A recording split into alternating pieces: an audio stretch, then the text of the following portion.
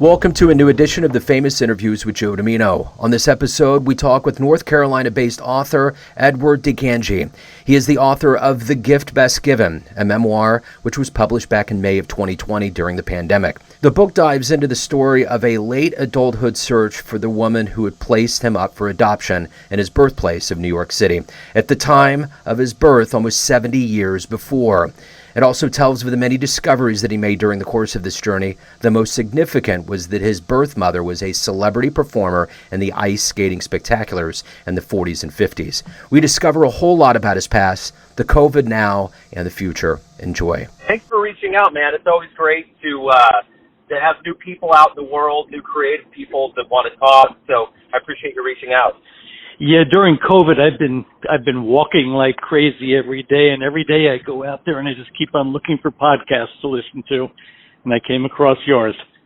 Oh, cool, man. Yeah, I've really been diving into podcasts more and more lately, and I am just totally blown away by how many good things and stories and just people there are out in the world that we don't know about. It's like we've been fed this kind of corporate design of people and stories for so long. It just seems like a more aggro, open field of like human digestion of really good stuff. Yeah, that's well put. So I'm relieved. I got the first one I really got hooked on was one called Here Be Monsters, and I don't know if you've heard of that one. I've heard of it. I think I've not listened to it. Oh, you should. It's really, really good. I mean, it's kind of in that NPR vein. It's really high fidelity, high-end quality. You know they put weeks into it, and it's just really good stuff. Yeah. Sure. So, but yeah, it's again, amazing the gamut of production values one end to the other, which doesn't mean one is any less important than the other one is, but some of them are just so, you could just feel the investment financially that's been put into them. Yeah, absolutely. And it's good.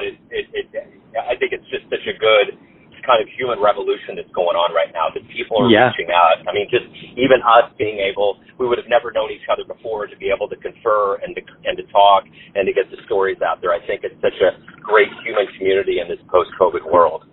Oh, I do as well. How long have you been doing the podcast?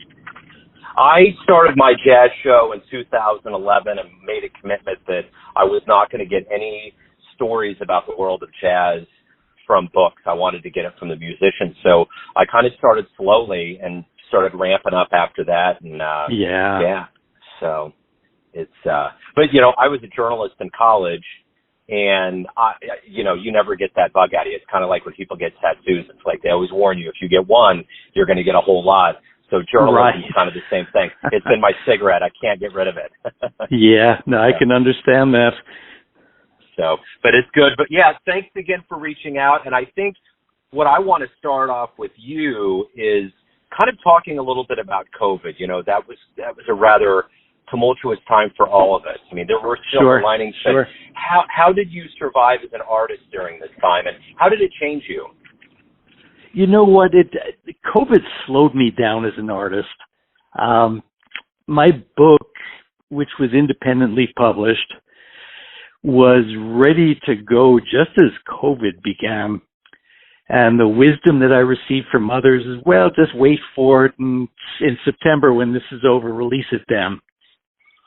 And I chose not to do that. So it was published in May of 2020. And there was a lot of time put into the promotion and the marketing of the book. And fortunately, with COVID, there were a lot of people sitting at home waiting and listening. But unfortunately, there were a lot of people on the commercial side who were basically not doing very much at that point. So the audience was kind of tempered, and on one side, very enthusiastic and eager to read anything, and on the other side, very, very slow and cautious just because of resources. I think an awful lot of energy went into the writing and the production of my book, and quite honestly, I think it left me a little bit empty. So I've had a period where I really was not able to get firing again as I would have liked. And I had an idea for what I wanted to do with my next book. And I just, I just sat there and I looked at an empty computer screen. And my problem was I knew where the story began. I sort of had the feel for what the middle would be, but couldn't quite come up with the ending. And at the ending, I just kind of sputtered. But things have opened up again. What I did do a lot with COVID, though, unrelated to my writing and my publishing, was I was out every day walking 5, 6, 7 miles, and it didn't matter if it was 20 degrees out or later in the year, whether it got up to 95 degrees here in North Carolina. And I took a ton of photographs of nature issues. And I just, I think being out there opened my eyes to what was around me. And, it was everything from flowers to birds to the stones in the river. And I think that was a good experience. It was a very good experience. I've noticed as I've gotten busier again with my writing, and I still go out for those walks, that I don't notice quite so much. Maybe it's because I'm listening to podcasts all the time now.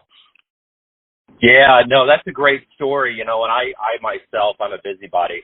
I love taking pictures. And I remember around probably June of 2020, after the pandemic settled in, and I was with my son at a nature sanctuary, and I was on a call. I did a lot of my interviews on speaker to really fill the time with my stepdaughter and son. And resoundingly, the jazz community was such an optimistic community. So anyway, one day I'm there, and I think I just finished up an interview, and this guy pulls up beside me, and he has a massive camera, massive lens, and he's just intently out, and there was a bald eagle, and he starts taking a picture. I'm like, oh man. So I start taking a picture, and this guy goes on to tell me he's been waiting for probably 15 years to capture that image of that eagle. He had gone out. Oh, is that right? Yeah. So I'm thinking, what a wonderful time during such a tumultuous time on Earth, but also because the Earth slowed down and quieted, maybe that made the eagle come out. I don't know, but it was a really cool moment. That's a good point, because I noticed a couple of birds the first go round or the first year of the pandemic that I've not seen since. And it could very well be that. I was out there in the winter and I saw this rather, unusual looking bird fly down the length of the stream that that our rail trail follows, and had a red head, and something in my mind just said pileated woodpecker.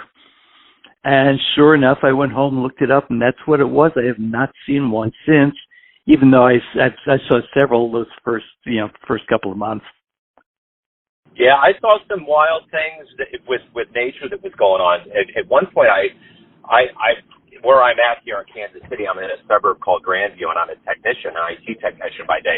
So I go to a lot of schools, and probably around May of 2020, I saw a dog chasing a deer, and I've never seen anything like that. It was like, literally nature got to a place where they were probably like, wow, where are all the humans at? What's going on? And they kind of frolic. Well, we see deer here all the time. We have a cat that adopted us several years ago, and she pretty much runs the house now.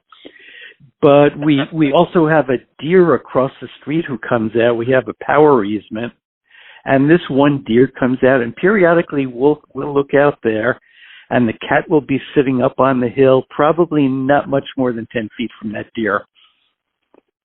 And the two of them they just enjoy the same vibe. I think there's no fear. Yeah. Certainly a little cat is not a threat to a deer, but that deer is no threat to the cat. Yeah, they're just coexisting. So where are you located? Where are you at exactly? I'm in Hillsborough, North Carolina, which is equidistant between Durham and Chapel Hill. So the culture down here is college basketball between UNC and Duke. Yeah. And, but it's interesting. The people here, in the literary community call North Carolina the country's writingest state. And the people in Hillsborough, where we live, refer to Hillsborough as the writingest town and the writingest state. We've got some wonderful, very well-known authors here. That's wonderful. So speaking of authors and writing, let's go back in your life. Are you originally from there? No, originally I'm from New York City. I was actually adopted at birth in New York City at the time, at the time of my birth. Grew up there and lived there until I was just about 40 years old, and then my wife and I relocated to Houston, Texas for a career move and stayed there for probably, I'm thinking it's 12 years, made another career move and moved to Pittsburgh, Pennsylvania. We were there for 13 years, and then I came down to Hillsborough and to the Triangle area here for another career move, but I'm retired now. And we certainly hope this is the last of our moves. We're very, very pleased to be here. So talk to me a little bit about how you got this desire to write. How did all of this kind of become you? Well, it's interesting. I could probably put my fingers on a couple of minor moments. As a middle school kid, I was probably the world's worst underachiever. But I was a voracious reader, and for extra credit in my English class, the teacher would let me write essays and bring them in, and so I did some of that. And actually, one of them, she sort of came back to me and said, "I don't think you wrote this; it's too good."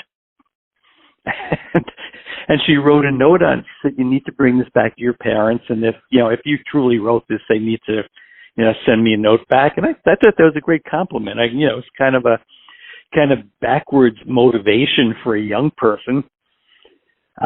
In high school, we got a new English teacher one year, and again, this was a real upscale private school, with very small classes, and I had recently arrived there, and we had a new English teacher come the second year I was there, and we were assigned summer reading every year, and then we had to write an essay about one of the books we had read. And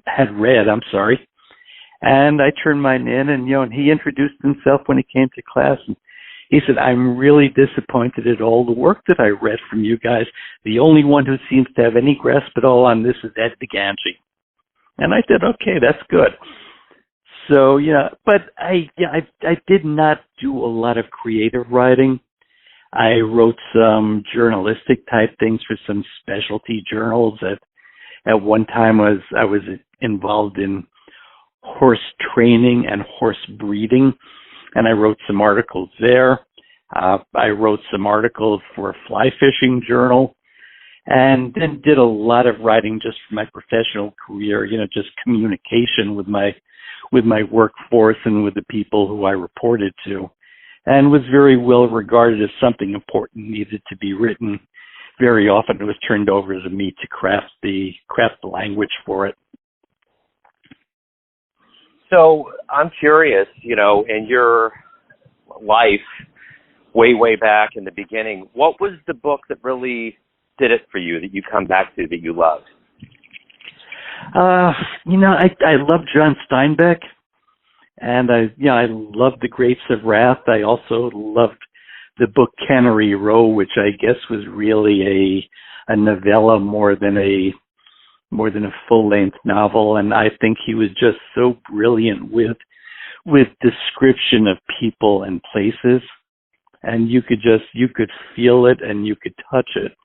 Grapes of Wrath, I think, was wonderful from the standpoint of the alternating chapters, one describing the landscape or what they were seeing, the next chapter, the action of the people involved in the book. And I thought it was a great model. I am so glad you said that. That it was 100%. That would be my answer to that. Grapes of Wrath. Was it really? Yeah. I was like 21, and a girlfriend at the time, I didn't read that much, said, "Here, why don't you read this?" And I just was sucked in to that world. I went from there to Travels with Charlie, yep. Pearl, everything. I swallowed everything up. And yeah, he is an amazing writer.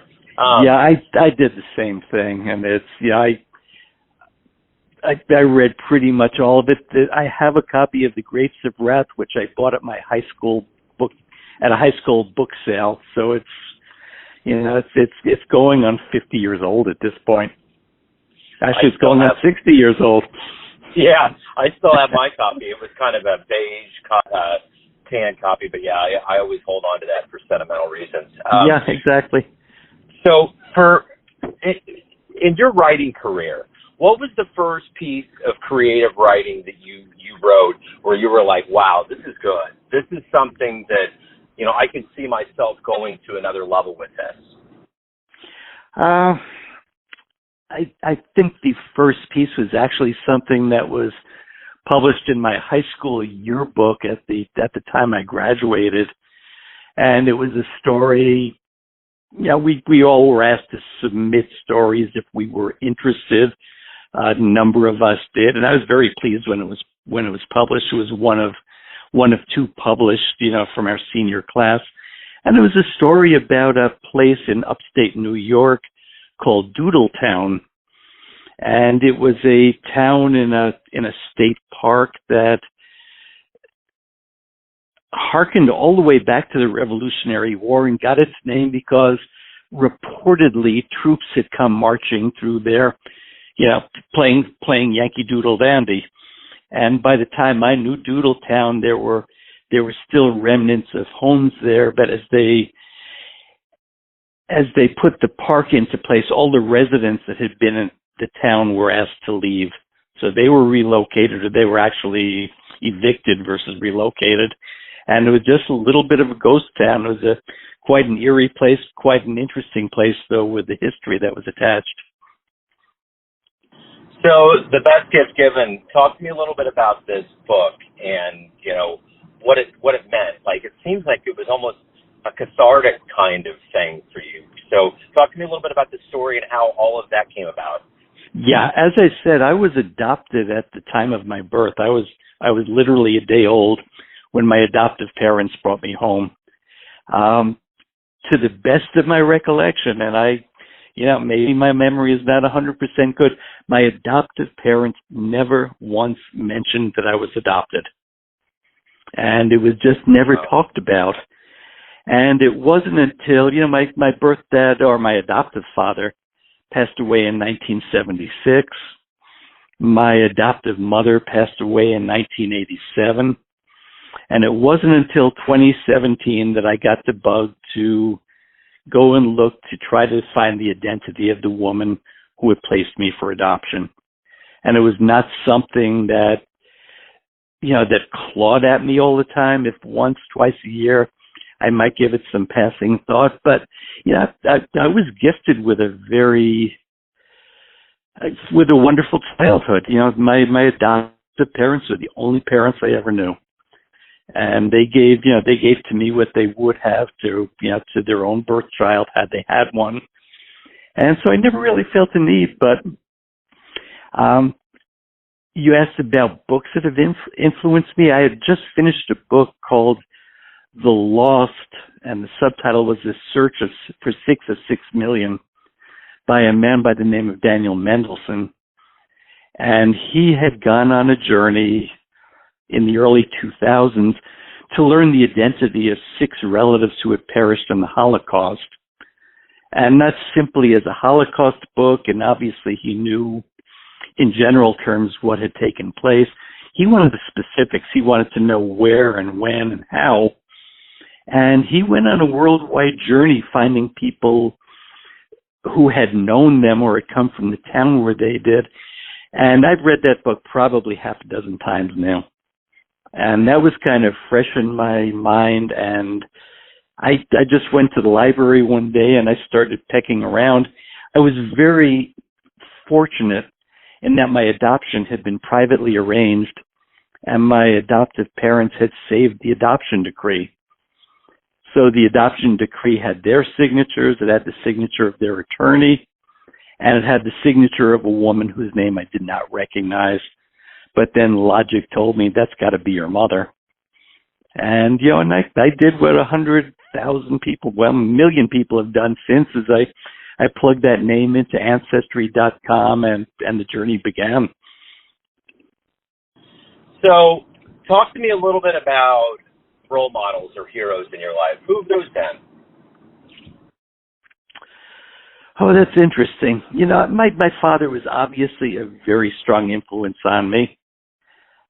He was, he came from a Sicilian family. He was born in the States, but his parents had been born in Sicily and come to the United States in the big migration of the 1890s and early 1900s.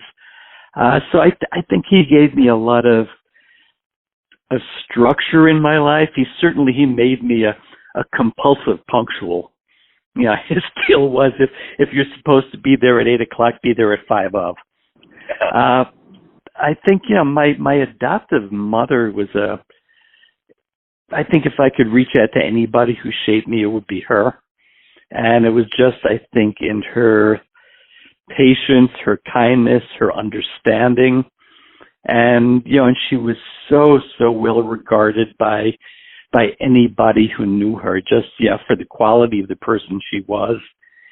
And, she gave a good part of her life to raising me. And then when I was more or less independent, she went back to work, and she was quite a talented artist. She worked as an animator and painter on a couple of Academy Award winning animated shorts. So the two of them together and had a big influence on me. And I would hope most people would say their parents. Yeah, my dad was actually born in Brooklyn, raised in Long Island. So okay. My great-grandparents came from Shaka, Sicily, and then the other part of my great-grandmother's side came from Naples, Italy. So you're Italian through and through. Yeah, absolutely. Yes. It's interesting. My adoptive father was Sicilian. My adoptive mother was Ukrainian. Okay. So it was as I grew up, I always, I sort of had a choice. For some reason, I assumed, I guess because it was my father, I related to this Sicilian identity, but was always more comfortable with the Eastern European family.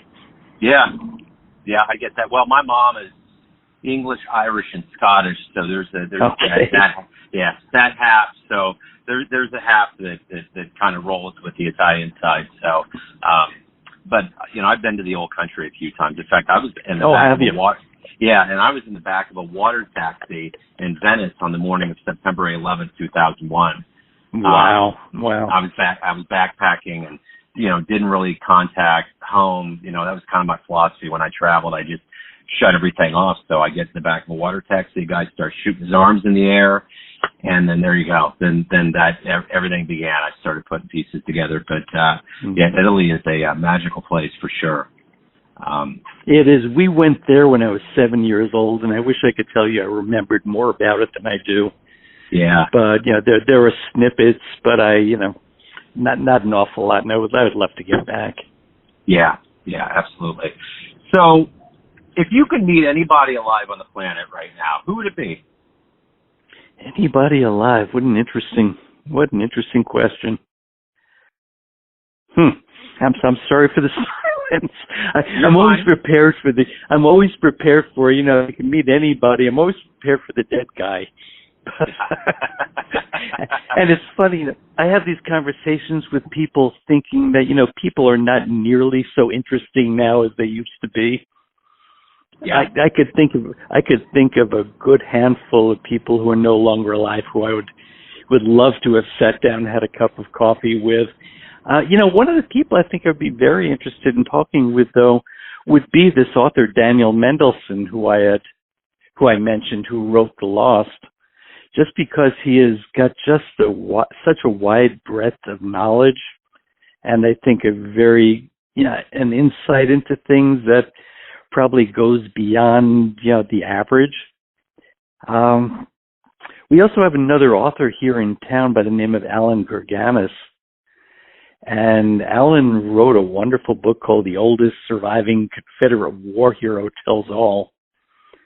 And, and he's probably about my age. Alan is not out and about too much anymore, but, he survived the AIDS epidemic in New York City at the time, and So he's got a picture of the New York that I knew that, probably a side of it that I didn't know. But he's also just a brilliant writer and a kind person, and again, so insightful. So I think it's just these people who I think just have an unlimited reservoir of conversation, based on the experiences that they've had and the knowledge they've accumulated. Absolutely. It's a great question, though. Oh, well, thank you. Yeah. So to follow that up, speaking of wisdom, you've spent a lifetime accumulating that, and I'm curious, if you have a dream tonight and you run into your younger version, say around 20 or so, and you could give your younger version one piece of advice based on what you've lived through all these years, the wisdom that you've gotten, what would you tell your younger version? Well, I sometimes have regrets that I did not take better advantage of the education I was offered, and I'm catching up with that now, but I think it is something you can catch up with. I think, it's the advice would be, follow your own path, pursue what it is you want, but be kind to people as you do that. I like that. I learned that from a boss years ago when I started my current job. He's one of the nicest people I've ever met. And I remember he used to always say, "You attract more bees with honey." That was his quote. And oh yeah, and he just epitomized that. It's like, it's just so expensive to go through life not being nice and not being civil with people. It's just such a bad karmic decision. It's just all the way around. It's like, why? You expend so much energy to put that feeling that's not good into things, but you get so much out when you're just like a Beatle, when you're like, singing a Beatles lyric. It just makes sense. Well, I was going to say it doesn't cost anything to be nice to people. Right.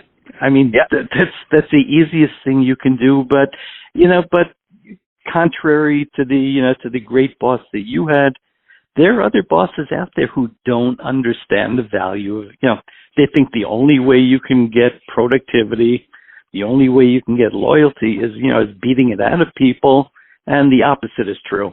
You get exactly what you don't want. I agree. I had a lovely experience back in June. I was invited to come and meet with a book club who had read my book down in Houston, Texas.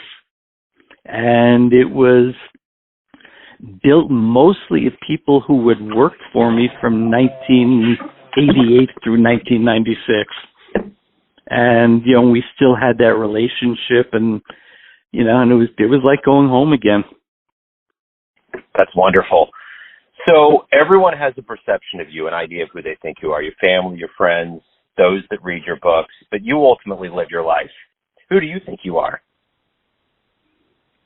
Well, yeah, I identify as a husband and a father. I try to identify as a decent, kind person who, as much as he can, does the right things and probably sometimes goes astray. So, final question for you here. What has been the best fan response or letter that you've gotten from your book? Well, as a good part of the book takes place in New York City, and I've gotten a couple of pieces of feedback with people saying that, they know the places, they can feel the places, they can touch and smell the places from the way I wrote about them. They were familiar with them, and it was utterly, utterly right. I think I've had a couple of other pieces, particularly in one-on-one or face-to-face interactions, talking about adoption, where people have come to me and said, I've never told anybody but, and it's either that, I was adopted or I gave a child up for adoption, and your book just touched me so deeply, and I think it's just wonderful praise. It's very meaningful to hear that. Absolutely. So if anybody wants to learn more about you, pick up The Gift Best Given, anything about your world, where's the best place for them to go? Well, I've got a website, and it's at www.digangi, and that's spelled D-I-G-A-N like Nancy, G-I, author.com, so it's one word.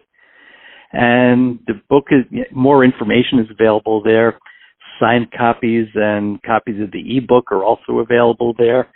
And the book is widely distributed, so, it can go, a reader can go to, to their independent bookstore, and I would encourage that.